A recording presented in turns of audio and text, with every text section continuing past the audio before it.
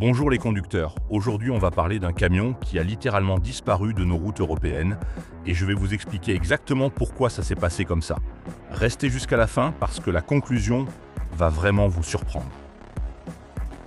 Il y a 50 ans, si vous étiez sur une autoroute en Europe, vous croisiez partout ces mastodontes avec une face plate, une cabine presque verticale, le conducteur tout à l'avant du camion, comme s'il était assis sur le nez du véhicule.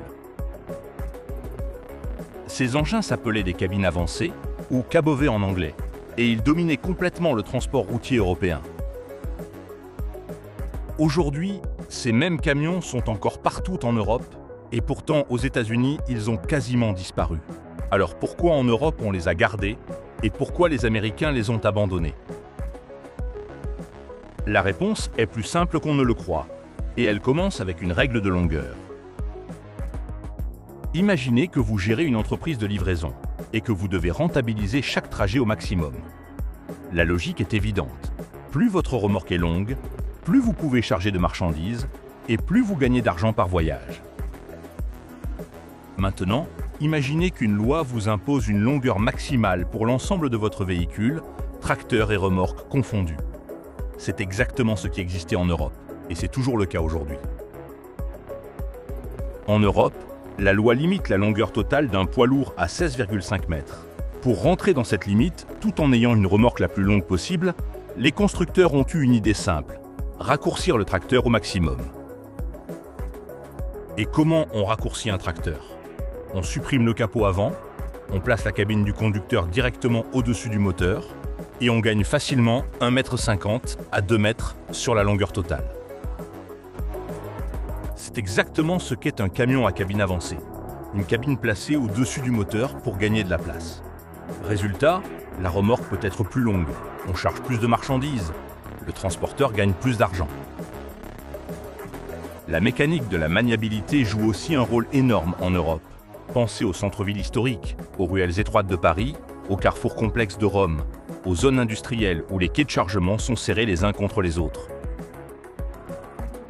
Un camion à cabine avancée tourne beaucoup mieux dans ces espaces, parce qu'il n'a pas ce long capot devant qui oblige à prendre de grands virages. En ville, c'est un avantage concret, visible au quotidien. Les chauffeurs européens qui livrent en centre-ville vous le diront. Manœuvrer un cabover dans une rue étroite, c'est quand même nettement moins stressant. Mais alors, pourquoi les Américains ont arrêté d'utiliser ces camions? Aux États-Unis, une loi votée en 1982 a tout changé. Cette loi a modifié les règles de mesure des poids lourds.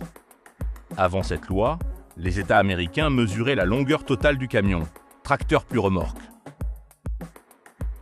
Après cette loi, les règles se sont concentrées uniquement sur la longueur de la remorque. Concrètement, ça voulait dire qu'un transporteur américain pouvait désormais avoir un long tracteur avec un grand capot et une longue remorque sans être pénalisé. Du coup, la raison principale d'utiliser un cabover a disparu du jour au lendemain.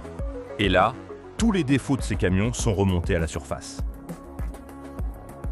Parce qu'il faut être honnête, rouler dans un cabover, ce n'était pas une partie de plaisir. Le moteur diesel est juste sous les pieds du conducteur. Imaginez assis dans votre voiture, mais avec un gros moteur qui tourne à plein régime sous votre siège. La chaleur qui monte, les vibrations dans tout le corps, le bruit constant. Après une journée de route, les chauffeurs sortaient complètement épuisés. Sur les longues distances américaines, parfois plusieurs jours de route sans vraiment s'arrêter, c'était une vraie épreuve physique. Les camions à long capot qui ont remplacé les cabovers offrent une différence de confort énorme. Le moteur est devant, loin du conducteur, beaucoup moins de bruit, beaucoup moins de chaleur, beaucoup moins de vibrations. Et surtout, les couchettes arrière sont devenues de vrais petits appartements roulants, avec un vrai lit, un petit frigo, un micro-ondes, des rangements. Pour un routier américain qui passe des semaines loin de chez lui, c'est une différence de vie quotidienne considérable. Il y a aussi un point que les chiffres des assurances ont rendu très clair avec le temps, la sécurité. En cas d'accident frontal, dans un camion à cabine avancée, le conducteur est tout à l'avant du véhicule. Il est le premier à absorber le choc, avec seulement le pare-brise entre lui et l'obstacle. Dans un camion à long capot, le moteur et toute la structure métallique avant servent de bouclier. Ils absorbent l'énergie du choc en se déformant, et la cabine reste mieux protégée. Sur les autoroutes américaines, où les camions roulent souvent à des vitesses élevées, cette différence peut tout simplement faire la différence entre la vie et la mort. Les compagnies d'assurance américaines l'ont bien compris, et les primes d'assurance pour les cab-over ont commencé à grimper sérieusement. Ce qui était déjà inconfortable est devenu économiquement peu rentable. En Europe, cette question de sécurité est moins dramatique, parce que les poids lourds sont limités à environ 90 km/h sur autoroute. À cette vitesse, la différence de protection entre les deux types de camions reste importante, mais l'impact est moins radical qu'à des vitesses plus élevées. Et la réglementation européenne n'a jamais changé. 16,5 mètres maximum, point final. Donc les transporteurs n'ont jamais eu le choix. Le cab-over est resté indispensable. Voilà pourquoi deux continents avec les mêmes besoins de transport ont abouti à deux solutions complètement différentes. Aux États-Unis, dès les années 90, les cab-over neufs ont pratiquement disparu des routes. Aujourd'hui, on en trouve encore sur les camions de pompiers, les bennes à ordures, les véhicules spéciaux de chantier, des cas particuliers où la maniabilité compte plus que le confort sur longue distance.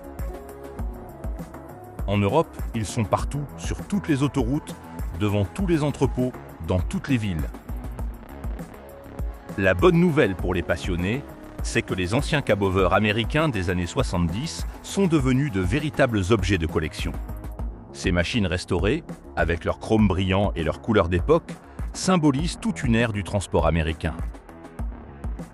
Et pour la suite, des startups qui développent des camions électriques repensent aujourd'hui la cabine avancée pour les livraisons urbaines, parce qu'en ville, les avantages du cab-over restent entiers, quelle que soit l'énergie utilisée.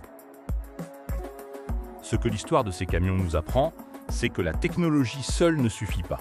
Ce sont les lois, la géographie, les conditions d'utilisation qui décident finalement quel véhicule survit et lequel disparaît. Si ça vous a plu, n'hésitez pas à laisser un commentaire et à partager cette vidéo. À bientôt.